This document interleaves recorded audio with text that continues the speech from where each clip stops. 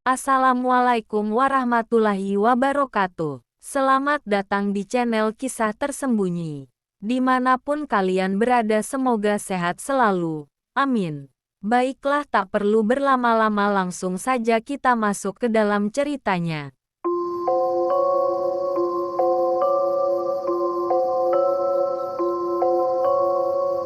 Di sebuah desa terpencil, ada hutan lebat yang dikenal masyarakat dengan nama Hutan Seribu Bisikan.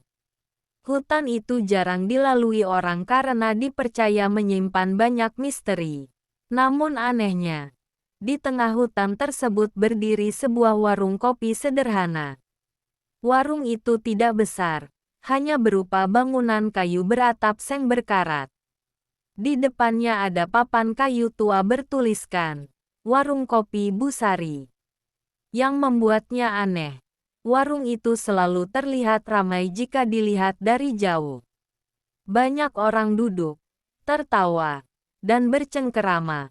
Tetapi ketika seseorang berani mendekat, mereka hanya menemukan warung sepi dengan kursi-kursi kosong yang bergoyang sendiri seperti baru saja ditinggalkan pengunjung.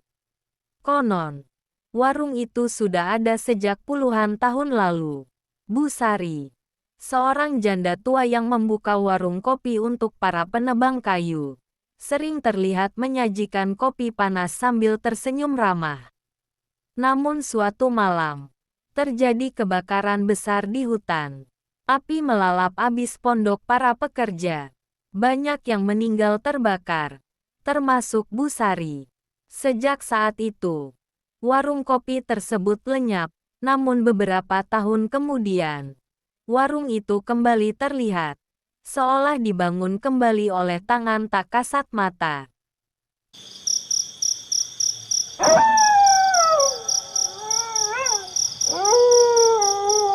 Banyak pendaki yang tersesat di hutan mengaku menemukan warung itu. Mereka disambut oleh Busari yang menawarkan kopi hangat. Rasanya pahit, tapi entah kenapa membuat tubuh mereka terasa hangat dan bertenaga. Anehnya, setelah menyeruput kopi itu, banyak pendaki yang kehilangan ingatan tentang bagaimana mereka bisa keluar dari hutan. Mereka hanya ingat duduk, minum kopi, lalu tiba-tiba sudah berada di tepi jalan desa. Namun, ada juga cerita mengerikan. Beberapa orang yang menolak tawaran kopi Busari ditemukan keesokan harinya di dalam hutan dalam keadaan meninggal. Tubuhnya kaku dengan aroma kopi menyengat di mulutnya. Warga desa percaya, warung itu bukanlah warung biasa. Kopi yang disajikan adalah persembahan roh hutan. Barang siapa menerima dan meminumnya akan selamat keluar dari hutan. Tetapi siapa yang menolak akan menjadi korban dan arwahnya akan ikut duduk di kursi kosong warung itu. Itulah sebabnya dari jauh, warung itu terlihat ramai, karena semua pengunjungnya bukanlah manusia, melainkan arwah yang terperangkap di sana.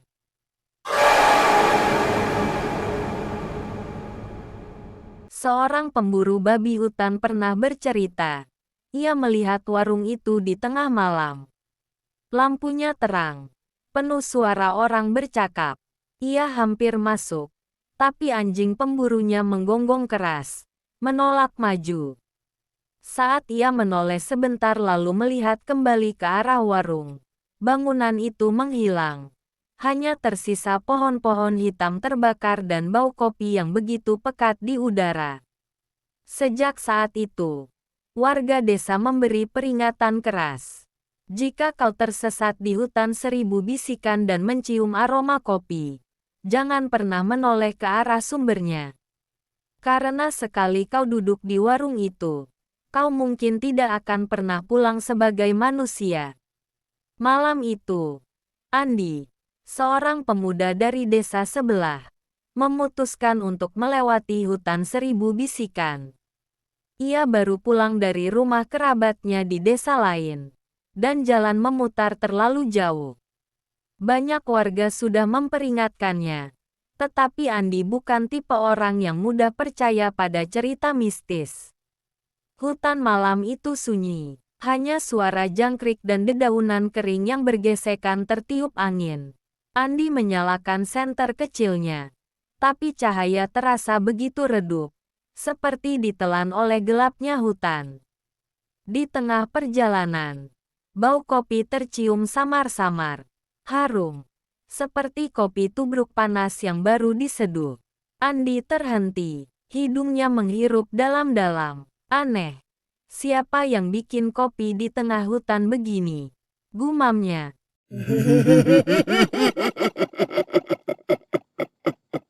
Beberapa langkah kemudian, cahaya kuning temaram terlihat dari kejauhan. Andi menajamkan pandangan. Itu, sebuah warung kecil. Dengan papan kayu bertuliskan, "Warung Kopi Busari." Andi menelan ludah. Jadi benar warung kopi itu ada.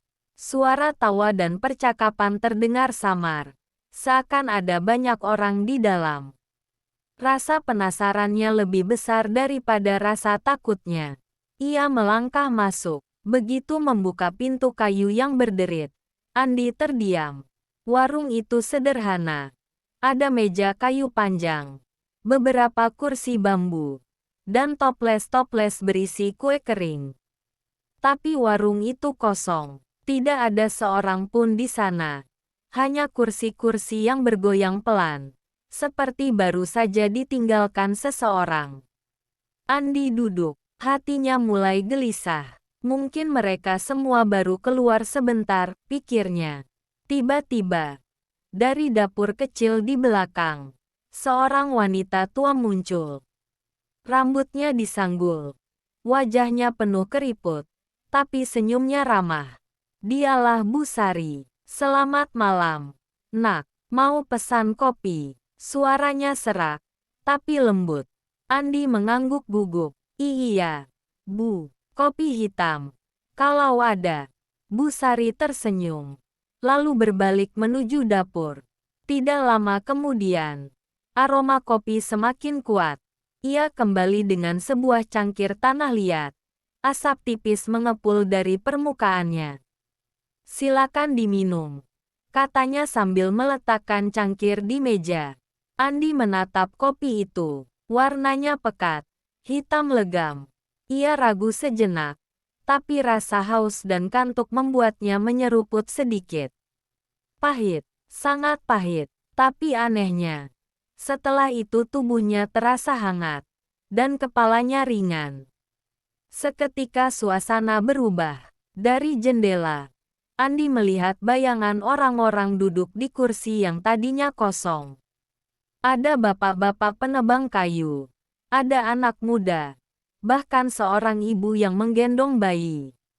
Mereka semua tersenyum ke arahnya. Tapi wajah mereka pucat. Dengan mata kosong menatap lurus. Andi terperangah. Tangannya gemetar memegang cangkir. "Siapa mereka?" bisiknya. Busari berdiri di sampingnya. Tersenyum samar. "Mereka, oh, mereka teman-temanmu. Kau sudah bergabung bersama mereka sekarang." Jantung Andi berdegup kencang. Bergabung? Maksudnya? Tiba-tiba cangkir di tangannya retak. Dan dari dalamnya bukan lagi kopi, melainkan cairan merah pekat, darah.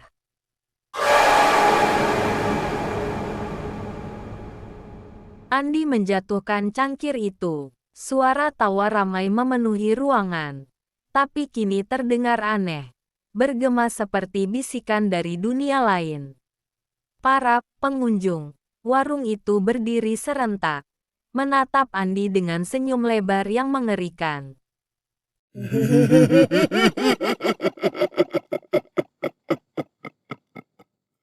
Pagi harinya, warga desa menemukan sebuah senter yang jatuh di tengah jalan setapak hutan. Tidak ada jejak Andi, namun seorang petani bersumpah melihat sesuatu malam itu. Dari jauh, ia melihat warung kopi itu terang benderang. Di dalamnya, tampak seorang pemuda duduk, tertawa bersama para pengunjung lain. Dan di belakang meja, Bu Sari tersenyum sambil menuangkan kopi lagi dan lagi.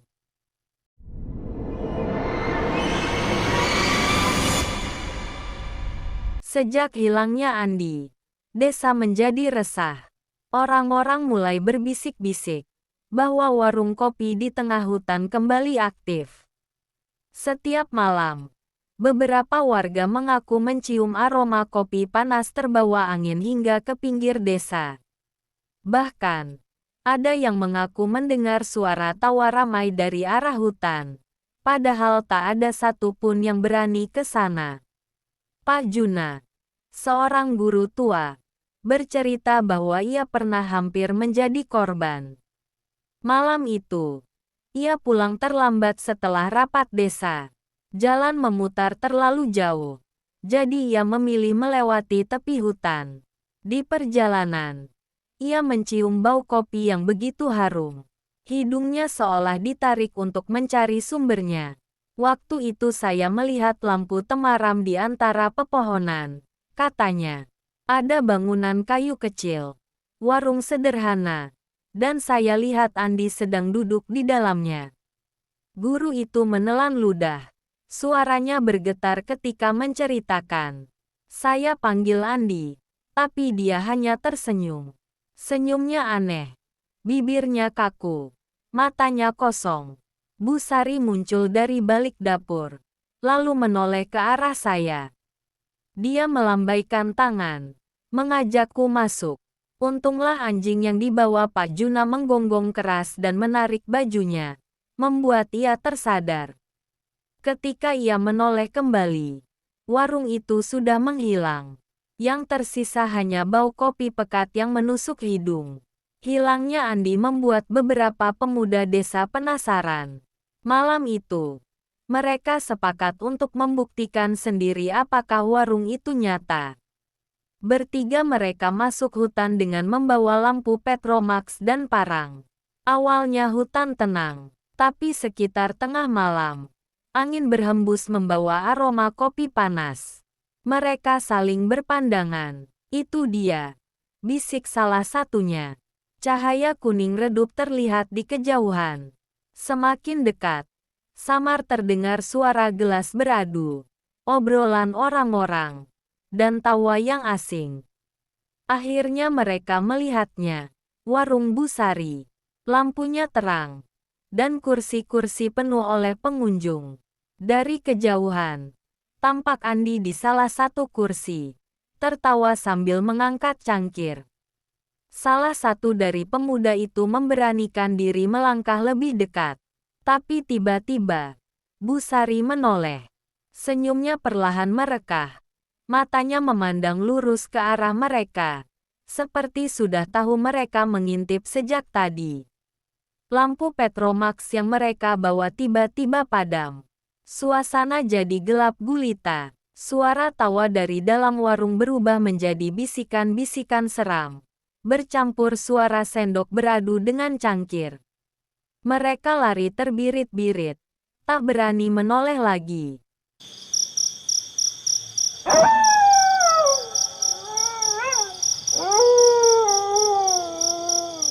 Sejak kejadian itu, warga desa makin yakin kalau warung kopi itu bukan sekadar legenda. Bau kopi yang terbawa angin hampir setiap malam kini dianggap sebagai pertanda bahwa roh-roh baru sedang dijamu di sana. Beberapa orang percaya, siapapun yang minum kopi di warung itu akan menjadi pengunjung abadi, sementara tubuhnya hilang tanpa jejak. Dan malam-malam berikutnya, orang-orang mulai melaporkan hal yang sama, melihat Andi duduk di kursi warung, tersenyum dengan tatapan kosong, seakan ingin mengajak mereka ikut duduk bersamanya.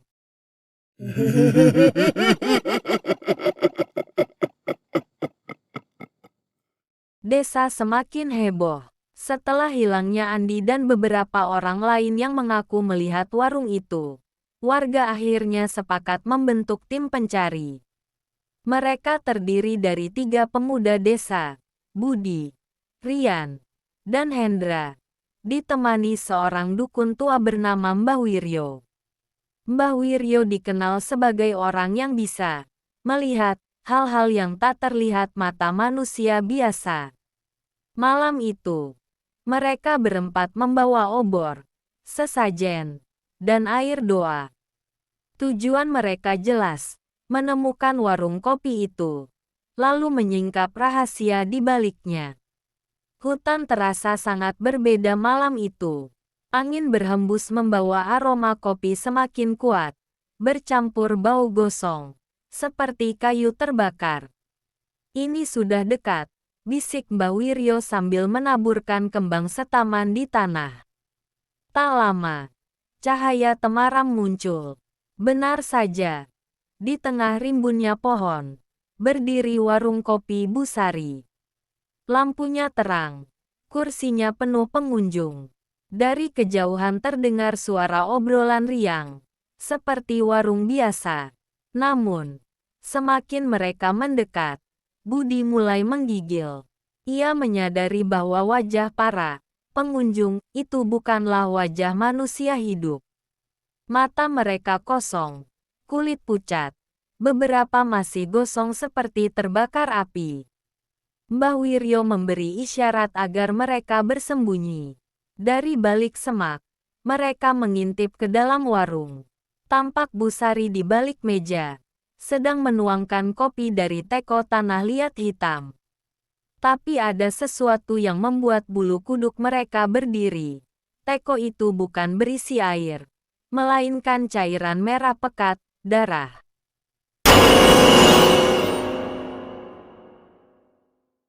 Bu Sari menuangkan darah itu ke cangkir. Dan setiap kali cangkir itu disentuh oleh salah satu pengunjung, wajah pengunjung itu akan tampak lebih hidup sejenak. Mereka tertawa, ngobrol, seolah kembali menjadi manusia. Namun, hanya sebentar. Setelah itu, wajah mereka kembali kosong. Hendra hampir berteriak, tapi Budi menutup mulutnya. Mbah Wiryo berbisik lirih. Bu Sari bukan sekadar arwah, dia penjaga. Kopi itu adalah darah dari mereka yang menolak. Itulah sebabnya bau kopi selalu menyengat, karena itu darah yang dipanaskan untuk memberi makan roh-roh hutan. Rian menelan ludah, wajahnya pucat. Kalau begitu, Andi juga. Mbah Wiryo mengangguk pelan. Andi sudah minum kopi itu. Jiwanya kini jadi penghuni warung. Tak bisa pulang lagi. Tiba-tiba, kursi di warung itu berhenti bergoyang.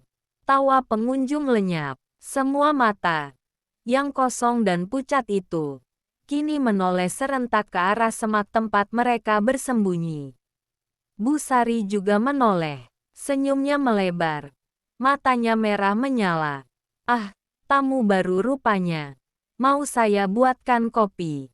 Sekejap saja. Lampu obor mereka padam, meninggalkan kegelapan total. Yang terdengar hanyalah suara kursi berderit, semakin dekat, seakan para pengunjung warung itu berjalan mendekati mereka.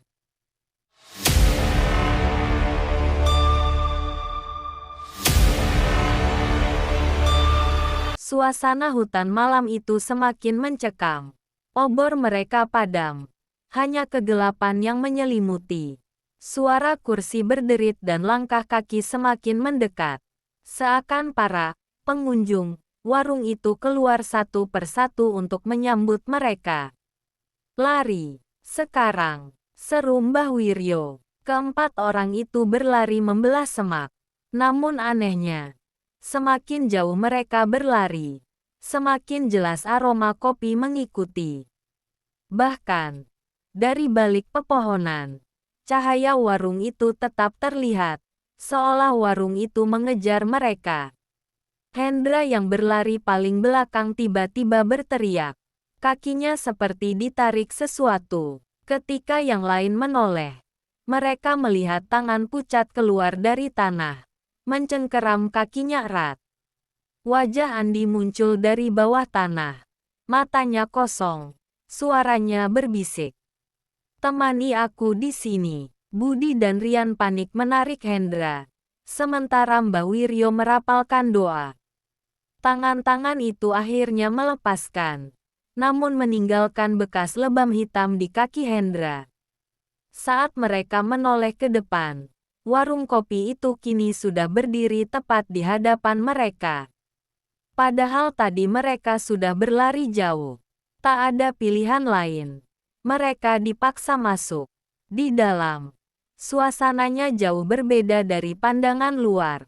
Meja dan kursi kini tampak lapuk, penuh debu dan sarang laba-laba. Namun aroma kopi semakin menyengat. Bu Sari duduk di balik meja, menatap mereka sambil tersenyum. "Sudah lama saya menunggu tamu istimewa," katanya dengan suara serak. Tanpa bicara, Mbah Wiryo menaburkan garam dan kemenyan. Warung itu bergetar. Suara bisikan terdengar dari setiap sudut. Kursi-kursi bergoyang sendiri. Dan toples di meja pecah berhamburan. Di saat itu, Rian melihat sebuah pintu kecil di balik dapur. Ia memberi isyarat pada yang lain. Mereka bergegas menuju pintu itu sambil menahan gangguan bayangan hitam yang berusaha meraih mereka.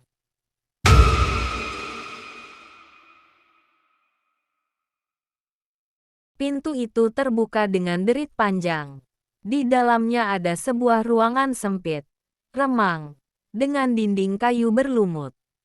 Bau anyir darah bercampur kopi memenuhi udara. Di tengah ruangan ada tempat duduk batu dengan cangkir tanah liat berjejer rapi. Semuanya penuh dengan cairan merah pekat. Tapi yang paling mengejutkan, di dinding ruangan itu tergantung puluhan foto wajah orang hilang dari desa. Termasuk foto Andi. Matanya di foto itu dicoret hitam, seakan menandakan jiwanya sudah jadi milik warung. Hendra menggigil. "Ya Tuhan. Ini bukan sekadar warung, ini tempat menjebak jiwa manusia." Tiba-tiba mereka mendengar suara langkah kaki mendekat dari belakang. Perlahan, suara itu diiringi bisikan yang familiar. "Mau kopi?" Bu Sari berdiri di ambang pintu ruang rahasia. Matanya merah menyala, senyumnya semakin lebar. Warung kopi di tengah hutan. Episode 5. Pengunjung abadi. Ruang rahasia itu semakin sesak dengan hawa dingin. Aroma kopi bercampur darah menusuk hidung, membuat kepala pening.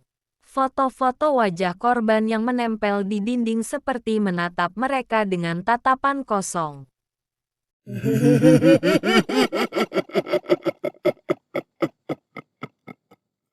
Bu Sari berdiri di ambang pintu. Senyumnya merekah lebar. "Sudah waktunya.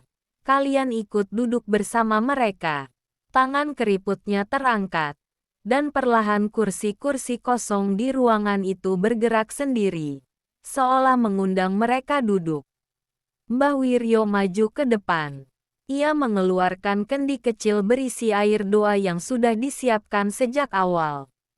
Dengan suara lantang ia merapalkan mantra. Air itu ia percikkan ke arah Bu Sari.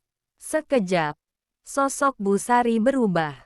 Wajah ramahnya mencair, memperlihatkan kulit hangus terbakar. Rambutnya tergerai. Matanya merah menyala penuh amarah. "Berani kau mengusikku?" teriaknya. Seluruh ruangan berguncang. Cangkir-cangkir tanah liat pecah. Darah muncrat ke lantai. Foto-foto di dinding jatuh satu persatu, mengeluarkan jeritan halus dari setiap wajah yang tergantung di sana. Dalam kekacauan itu, Budi menemukan sebuah buku tua di bawah meja batu. Isinya adalah catatan Bu Sari. Tertulis bahwa ia dahulu adalah penjaga hutan yang membuat perjanjian dengan makhluk gaib. Sebagai gantinya, ia harus menyajikan kopi darah dari jiwa manusia setiap kali ada yang tersesat. Kopi itu membuat roh-roh hutan tetap hidup, dan warungnya selalu penuh pengunjung. Kalau buku ini dihancurkan, mungkin ikatan kutukan akan putus. Seru Budi. Mbah Wiryo mengangguk, lalu meraih buku itu. Tapi Bu Sari melayang cepat, mencoba merebutnya. Rian dan Hendra menahan bayangan hitam yang keluar dari lantai.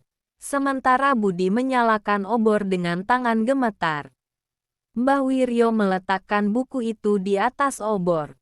Api segera melahap halaman-halamannya. Bu Sari menjerit. Suaranya menggema di seluruh hutan. Para pengunjung warung itu pun berteriak.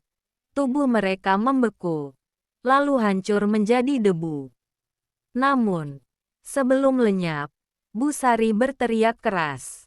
Siapapun yang mencari kopi di hutan ini, akan jadi pengunjung selanjutnya. Tubuhnya terbakar bersama warung itu, hingga yang tersisa hanyalah bara dan abu. Ketika mereka tersadar, keempatnya sudah berada di tepi hutan. Obor masih menyala, tapi warung kopi itu hilang tanpa jejak. Hanya aroma kopi samar yang masih tercium, terbawa angin malam.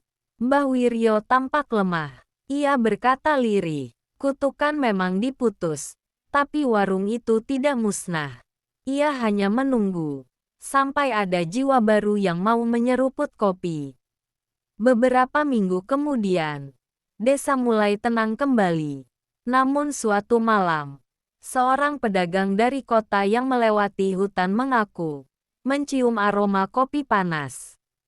Ia bahkan melihat warung kecil dengan cahaya temaram di kejauhan. Dan dari jendela warung itu, terlihat seorang pemuda bernama Andi, masih duduk, tersenyum, sambil mengangkat cangkirnya.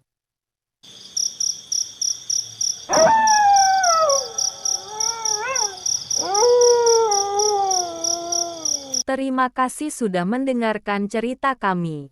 Semoga kalian terhibur. Sekian dan terima kasih. Wassalamualaikum warahmatullahi wabarakatuh.